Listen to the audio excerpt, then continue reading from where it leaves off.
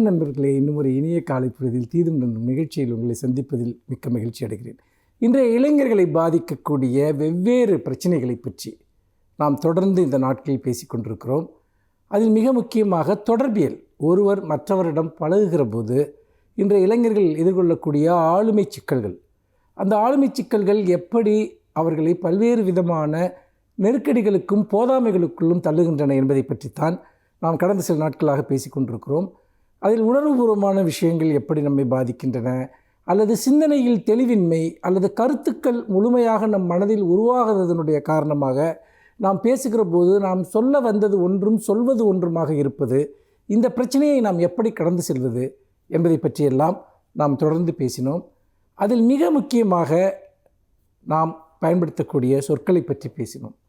இந்த சொற்களை பற்றிய ஒரு அவேர்னஸ், அதாவது ஒரு விழிப்புணர்ச்சி நமக்கு வேண்டும் என்பதற்கு நான் பல உதாரணங்களை உங்களிடம் குறிப்பிட்டேன். இதில் மிக முக்கியமாக நாம் திரும்ப பெற முடியாத சொற்களை ஒருபோதும் சொல்லக்கூடாது என்பதை இதில் நான் வலியுறுத்தி உங்களிடம் கூறினேன். அந்த திரும்ப பெற முடியாத சொற்கள் என்பது என்ன? இதுதான் மிக முக்கியமான கேள்வி. பல சமயங்களில் நாம் நம்மையும் அறியாமலோ அறிந்தோ செய்யக்கூடிய ஒரு விஷயம் இந்த தொடர்பியலில் ஒருவரை சுலபமாக வீழ்த்துவதற்கான வார்த்தைகளை நாம் தேடி கண்டுபிடிப்பது. நாம் ஒரு கருத்து ரீதியான ஒரு விவாதம் இருக்கும், அல்லது ஒருவர் மீது கோபம் இருக்கும். நம்முடைய கோபம் கூட மிக மிக நியாயமானதாக இருக்கும். ஆனால் அவரை அந்த வாதத்தின் அடிப்படையில் அல்லது நம்முடைய ஒரு நிலைப்பாட்டின் அடிப்படையில் அவர்களை எதிர்கொள்வதற்கு பதிலாக அவர்களுடைய ஒரு பலவீனத்தின் மீது நாம் தாக்குதல் தொடுப்பது. அது ஒருவருடைய பிறப்பு சார்ந்த விஷயங்களாக இருக்கலாம், அல்லது ஒருவருடைய வறுமை சார்ந்த விஷயங்களாக இருக்கலாம். அவர்களுக்கு ஏதாவது ஒரு அழுத்தம் இருக்கும், ஒரு சமூக ரீதியாகவோ தனிப்பட்ட ரீதியாகவோ. அதற்காக அவர்கள் உள்ளூர அவர்களுக்குள் ஒரு மிகப்பெரிய காயம் இருக்கும். அந்த காயத்தின் மீது கல்லெறிய முயற்சி செய்வது இது ஒரு அறமற்ற செயல் என்பதை நாம் முந்தின நிகழ்ச்சிகளில் வெவ்வேறு உதாரணங்களின் மூலமாக நான் உங்களிடம் குறிப்பிட்டேன். ஆனால் நாம் இயல்பாகவே நாம் பலவீனம் அடைகிற போது, பலவீனம் என்பதை காட்டிலும் நாம் ஏதோ ஒரு விதத்தில் தாக்கப்படுகிறோம் என்கிற போது அதே போன்ற ஒரு ஆயுதத்தை அவர் மீது நாம் எடுக்க ஆரம்பித்தால் நம்முடைய நியாயங்கள் எல்லாமே மறந்து போகும். அந்த சொல் மட்டுமே நின்றுவிடும். அந்த வாய்ப்பை நாம் யாருக்கு எதிராக நிற்கிறோமோ அவர்களுக்கு ஒருபோதும் கொடுக்கக்கூடாது, அல்லது யாரிடம் நியாயம் கேட்கிறோமோ அவர்களுக்கு நாம் அதை கொடுக்கக்கூடாது. சில பேர் உருவக்கேலி செய்வார்கள். சுலபமாக இன்னொருவரை தாக்குவதற்கு பயன்படுத்தக்கூடிய ஒரு ஆயுதம் அந்த உருவக்கேலி, அல்லது குடும்பம் சார்ந்த பின்புலம், அல்லது அவர்களை பற்றிய சில அந்தரங்கமான தகவல்கள். இதை வைத்துக்கொண்டு உன்னை பற்றி எனக்கு தெரியாதா, உன்னுடைய கேரக்டர் தெரியாதா, இது போன்று ஆரம்பிப்பது. இதை நான் நிறைய இளைஞர்களிடம் இந்த பிரச்சனையை பார்த்திருக்கிறேன். இதனால் என்ன ஆகிறது என்றால், நாம் ஒரு தேவையற்ற ஒரு விரோதத்தை சம்பாதிப்பது மட்டுமல்ல, நாம் முற்றிலும் அறமற்ற ஒரு தொடர்பை அவர்களோடு மேற்கொள்கிறோம். இது நமக்கு ஒரு தீராத தீங்கை ஏற்படுத்தி கொடுக்கும்.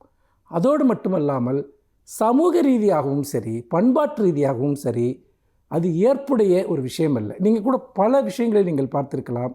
நம்ம போய் இந்த மாதிரி ஒருவர் எனக்கு ஒரு தீங்கிழைக்கிறார் என்று நாம் சொல்லுகிற போதே, சரி நீ சொன்னது சரி, ஆனால் நீயே அந்த வார்த்தையை பயன்படுத்தின, நீயே அவனை பற்றி அப்படி சொன்ன என்று கேட்கக்கூடிய ஒரு நிலை வரும். அந்த வாய்ப்பை நீங்கள் ஒருபோதும் கொடுக்காதீர்கள். மாறாக உங்கள் பிரச்சனை என்னவோ, உங்கள் நியாயம் என்னவோ அதை மட்டும் பேசுங்கள். சுலபமான ஆயுதங்களை வாழ்க்கையில் ஒருபோதும் பயன்படுத்தக்கூடாது. ஏனென்றால் எளிய ஆயுதங்கள் சுலபமாக முறிந்து போய்விடும், அதை நம்மை நோக்கியே திரும்பி வரும்.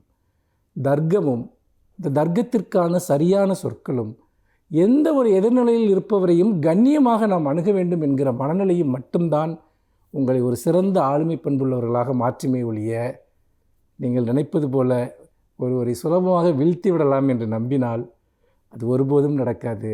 அவர்கள் அல்ல, நீங்கள் தான் பலவீனப்படுகிறீர்கள் என்பதை நீங்கள் புரிந்து கொள்ள வேண்டும். மீண்டும் இன்னும் ஒரு புதிய சிந்தனையோடு உங்களை சந்திக்கிறேன். நன்றி, வணக்கம்.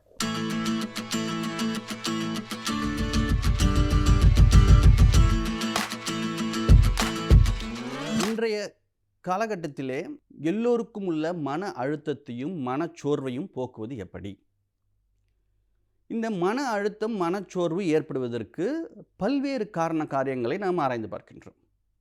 இதிலே நான் சொல்வது போல நமக்குள்ள உள்ள ஒரு பயமும், நமக்குள்ள உள்ள பதட்டம், நம் தோல்வியை உற்றுவருமோ அப்படின்ற ஒரு பயம், ஒரு வாழ்க்கையை பற்றிய ஒரு பயம், எதிர்காலத்தை பற்றிய ஒரு பயம், இப்படி ஒரு பல்வேறு விதமான சிந்தனைகள் நம்மளுக்கு இந்த மன அழுத்தத்திற்கு காரணமாக அமைகின்றன.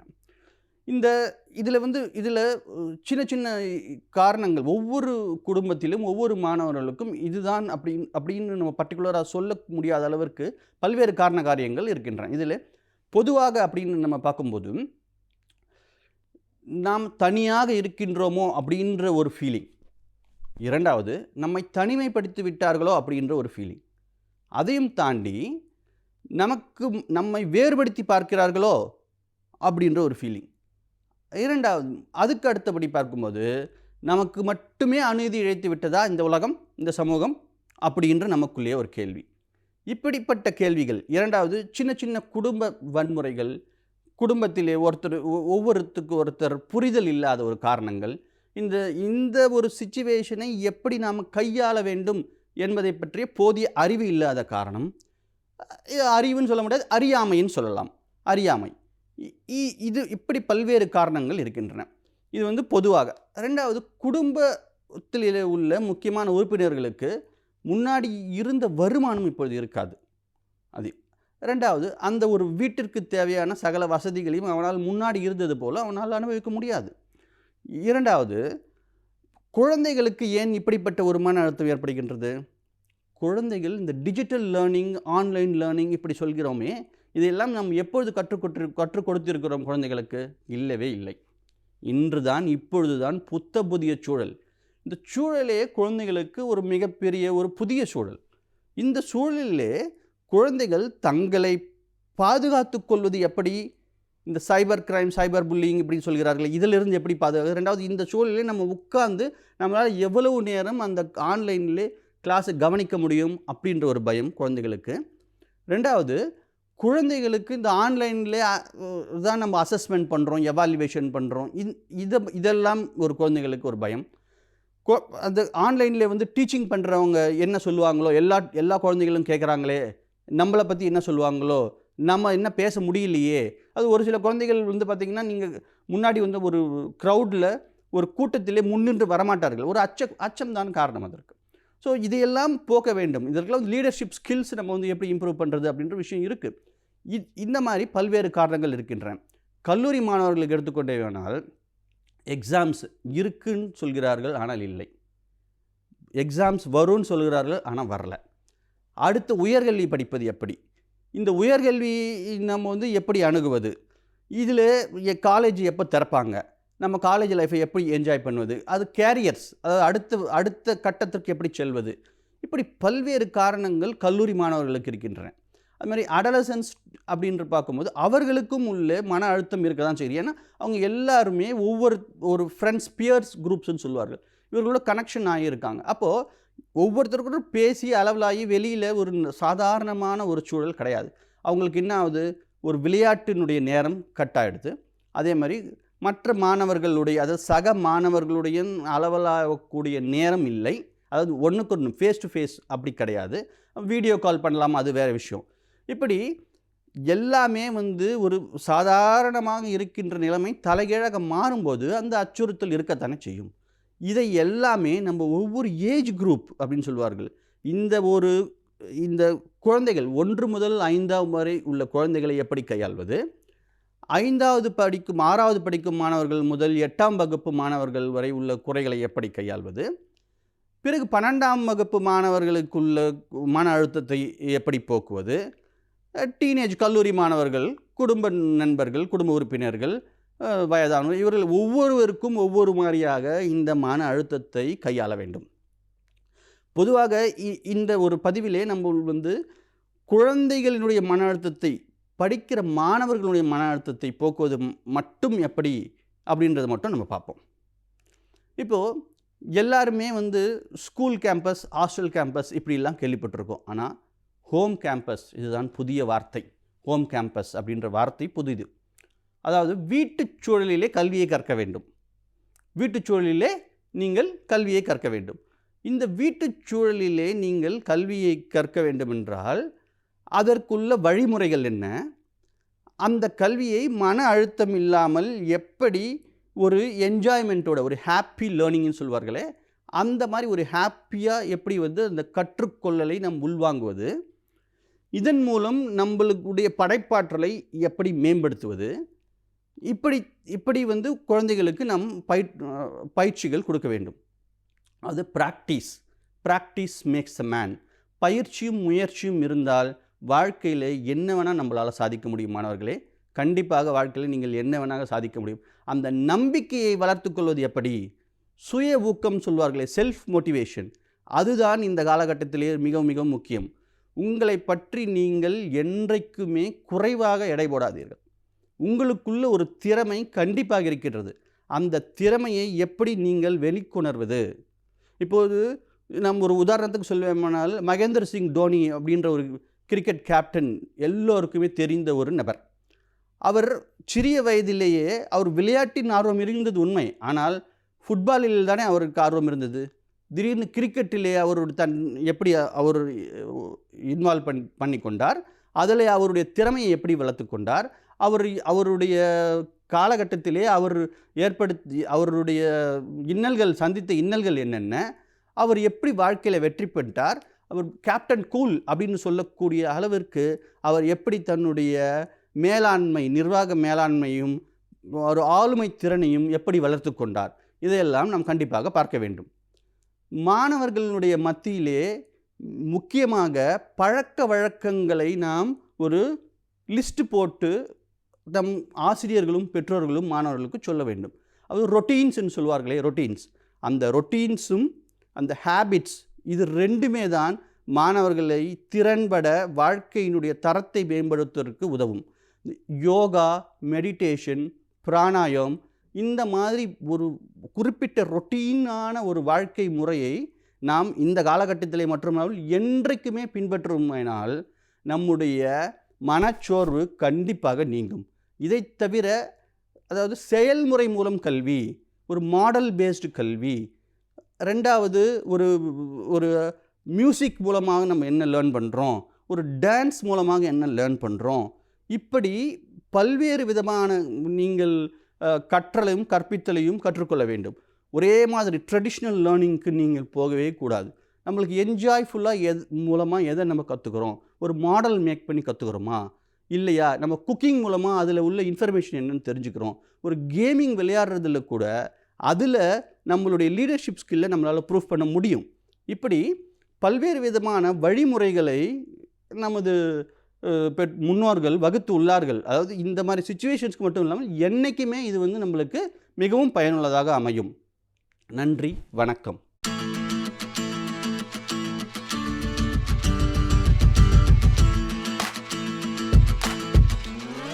அனைவருக்கும் என் அன்பு வணக்கம்.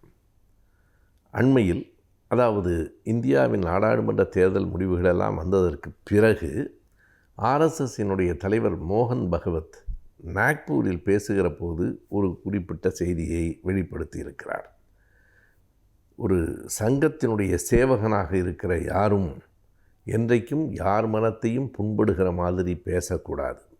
தங்கள் பேச்சில் ஒரு கண்ணியத்தை அவர்கள் காப்பாற்ற வேண்டும் என்று சொல்லுகிறார். அவர் சேவகன் என்று சொல்லுவது சேவக் என்று அவர்கள் ஆர்எஸ்எஸ்ஸில் இருக்கிறவர்களைத்தான் குறிப்பிடுகிறார். அப்படி யாருக்கு அறிவுரை சொல்ல வேண்டிய கட்டாயம் மோகன் பகவத்துக்கு நேர்ந்திருக்கிறது என்றால் சின்ன குழந்தைக்கும் விடை தெரியும். தேர்தல் காலகட்டங்களில் இன்றைய பிரதமர் மோடி அவர்கள் பேசிய பேச்சுகளுக்கான அறிவுரை தான் அது என்பதை நம்மால் புரிந்து கொள்ள முடிகிறது. முதல் 3 கட்டங்கள் தேர்தல் நடந்து கொண்டிருந்த போது நிதானமாகத்தான் பிரதமர் மோடி பேசினார். பிறகு முதல் 3 கட்டங்களில் அவ்வளவு பெரியதாக வாக்குகள் வரவில்லை என்ற உளவுத்துறையினுடைய செய்தியை கேட்டதற்கு பின்போ என்னவோ 4லிருந்து 7வது கட்டம் வரை நடந்த தேர்தல் காலத்தில் அவருடைய பேச்சு மிக கடுமையாக இருந்தது. குறிப்பிட்ட ஒரு மதத்தினரை எதிர்த்து பேசுகிற உரையாக அது இருந்தது. ஒரு பிரதமர் அப்படி பேசுகிறாரே என்கிற எண்ணம் அவருடைய ஆதரவாளர்களுக்கே வந்தது. ஒரு கூட்டத்தில் பேசுகிற போது அவர் என்ன சொன்னார் என்றால், காங்கிரஸ் கட்சி ஆட்சிக்கு வருமானால் இந்து பெண்களின் தாலி உட்பட எல்லாவற்றையும் கடற்றி எறிந்து விடுவார்கள், எல்லாவற்றையும் முஸ்லீம்களுக்கு கொடுத்து விடுவார்கள் என்றார். இது எந்தவிதமான ஆதாரமும் மற்ற பேச்சு. காங்கிரஸ் கட்சியினுடைய ஆட்சி எத்தனையோ ஆண்டுகள் நடந்திருக்கிறது. அப்போதெல்லாம் இந்து பெண்களின் தாலி பறிக்கப்பட்டிருக்கிறதா என்ன? அப்போதெல்லாம் எல்லா சொத்துகளும் இஸ்லாமியர்களுக்கு என்று எழுதி வைத்திருக்கிறார்களா என்ன? எனவே எந்த விதமான ஆதாரமும் இல்லாத ஒரு குற்றச்சாட்டை ஒரு பிரதமர், நேற்றைக்கும் இன்றைக்கும் அவர்தான் பிரதமர், அவர் அப்படி பேசியிருக்கிறார் என்றால் மிக கடுமையான ஒரு வெறுப்பு அரசியலை அவர் உமிழ்ந்திருக்கிறார் என்றுதான் பொருள். இது பொதுவானவர்களுக்கு வருத்தம் தந்தது, எதிர்க்கட்சியினருக்கு கோபம் தந்தது. அவர் எந்த ஒரு அமைப்பில் இருக்கிறாரோ அந்த ஆர்எஸ்எஸ் இயக்கத்தின் தலைவருக்கே கூட இது கூடுதலானது அல்லது கூடாதது என்று புரிந்துதான் நாக்பூரில் பேசுகிற போது சொல்லியிருக்கிறார். வேறு யார் வேண்டுமானாலும் கூட அப்படி பேசிவிட்டு போகட்டும், ஆனால் ஒரு சேவகன் ஆர்எஸ்எஸ்ஸில் இருக்கிறவர் இப்படியெல்லாம் பேசக்கூடாது என்று சொல்லியிருக்கிறார். எனவே நாடு முழுவதும் ஒரு வெறுப்பை அவர் உருவாக்கியிருக்கிறார். ஆன்மீகத்தை பயன்படுத்தி, மதத்தை பயன்படுத்தி அரசியலில் முழுமையான வெற்றியை பெற்றுவிடலாம் என்று கருதியவர்களுக்கு இந்த நாடாளுமன்ற தேர்தல் ஒரு மிகப்பெரிய படிப்பினையை வழங்கி இருக்கிறது. நாம் இப்படி எண்ணி பார்க்கலாம். பைசாபாத்தில் இருக்கிற அயோத்தியில் ராமருக்கு ஒரு மிகப்பெரிய ஆலயத்தை எழுப்பி, ராமருக்கான கோயிலை எழுப்பிவிட்டோம், இனி இந்தியா முழுவதும் நமக்குத்தான் வெற்றி என்று கருதினார்கள். அதற்கு பிறகு கன்னியாகுமரியில் தியானம் செய்தால் இது ஒரு பரப்பப்படுகிற பெரிய பரப்புரையாக இருக்கும், எனவே வெற்றி நமக்குத்தான் என்று கருதினார்கள். ஆனால் என்ன விந்தை என்றால், எந்த தொகுதியில் அந்த ராமர் கோயில் கட்டப்பட்டிருக்கிறதோ அந்த ஃபைசாபாத் தொகுதியிலும் அவர்கள் வெற்றி பெறவில்லை. 54,000 வாக்குகள் வித்தியாசத்திலே தோல்வியை தழுவினார்கள். அதுபோல் எங்கே உட்கார்ந்து அவர் தியானம் செய்தாரோ அந்த தியானம் செய்த கன்னியாகுமரி தொகுதியிலும் வெற்றி பெறவில்லை. நாங்கள் ராமருக்கு கோயில் கட்டிவிட்டோம், ஒரு பெரிய ஆன்மீக தடம் பதித்து விட்டோம் என்றார்கள். தடம் பதித்த இடத்திலும் வெற்றி பெறவில்லை, தவம் புரிந்த இடத்திலும் வெற்றி பெறவில்லை. ஆகவே இன்றைக்கு நாட்டில் ஒரு தெளிவு வந்திருக்கிறது. ஆன்மீகம் என்பது தனிப்பட்ட ஒன்று, அரசியல் என்பது பொதுவான ஒன்று. லெனின் சொல்லுவார், as far as we are concern religion is a private affair என்று சொல்லுவார். எங்கள் அரசாங்கத்தை பொறுத்தளவு மதம் என்பது அவரவருடைய தனிப்பட்ட பிரச்சனை, எனவே அது ஒரு ப்ரைவேட் அஃபேர் என்பார். அதனை நீங்கள் பொதுவாக கொண்டு வந்து நிறுத்தக்கூடாது. ஆன்மீகமும் மதமும் தனிப்பட்ட கருத்துடையது, அரசியல் பொதுமக்களுக்கானது. இரண்டையும் ஒன்றாக போட்டு குழப்பியதை எதிர்க்கட்சியினர் அல்ல, பொதுமக்கள் அல்ல, அவர் சார்ந்திருக்கிற இயக்கத்தின் தலைவரே கண்டிக்கிற நிலையை இன்றைக்கு நாம் பார்க்கிறோம்.